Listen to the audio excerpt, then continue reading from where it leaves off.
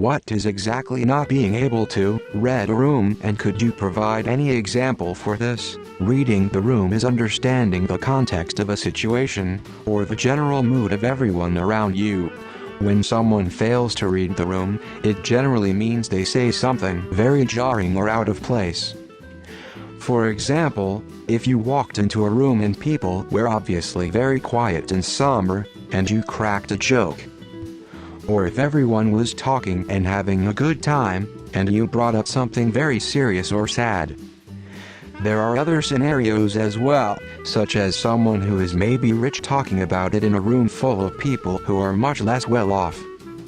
If someone in a eulogy speech at a funeral said, "It was really hard in those last few nights," and someone shouted, "It was really hard for your mom those last few nights," as a joke, that would be a failure to read the room and recognize the tone and mood of the space. Here's an example of not reading the room.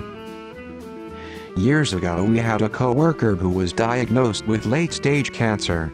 Our manager was very close to him, so she was obviously very upset when she was giving us the info. When she was done, she asked if there were any questions from anyone, and someone raised their hand and asked our manager, who was still crying, a stupid work-related question.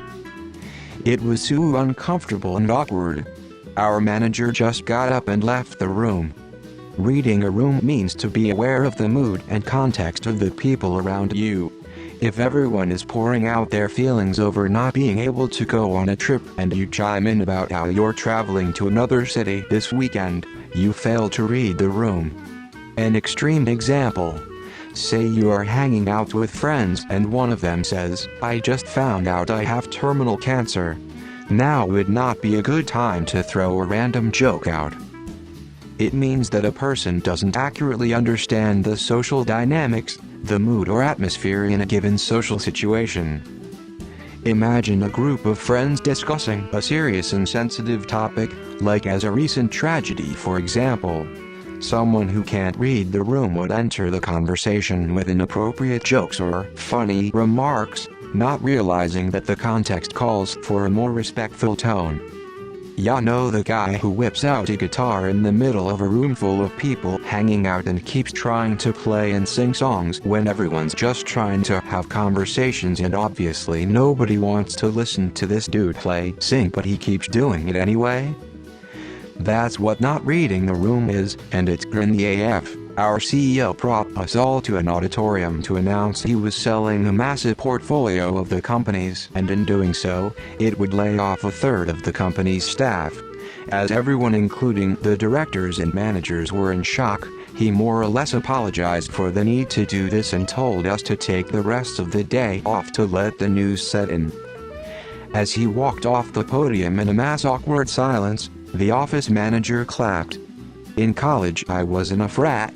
This was not a cool frat, it was very much the island of misfit toys. There were about 10-12 cool dudes and the rest ranged from awkward to straight up weird lol.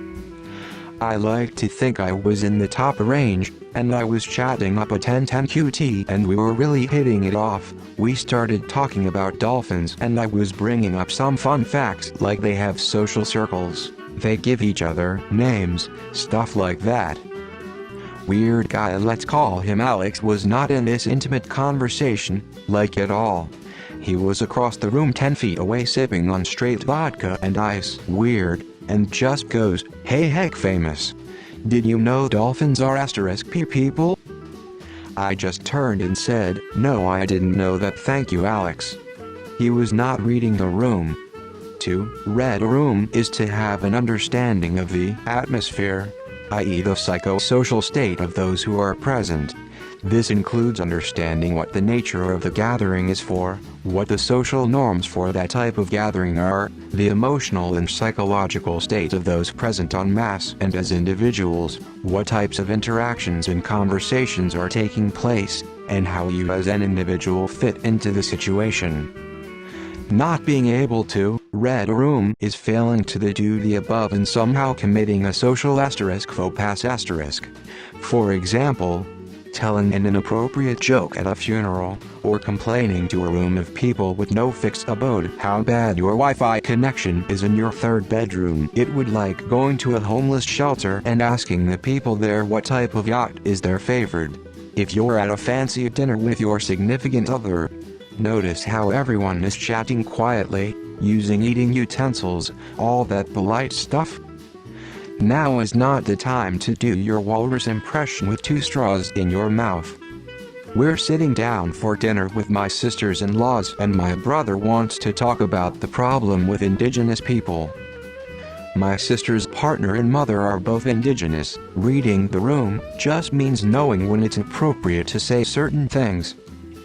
For example, telling dirty jokes is perfectly fine at a bar or a house party. But you're going to offend someone if you tell dirty jokes at a funeral or in the hospital waiting room.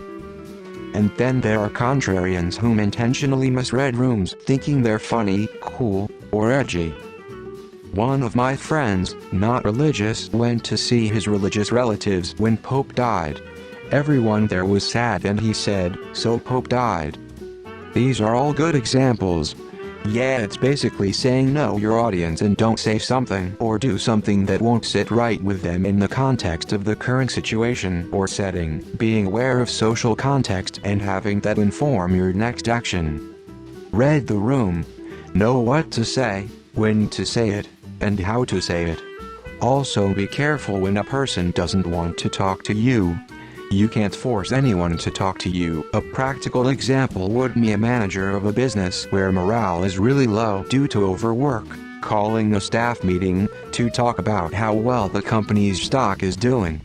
He didn't read the vibe of the room, which is a bunch of pissed off overworked people who don't care about the company's stock price.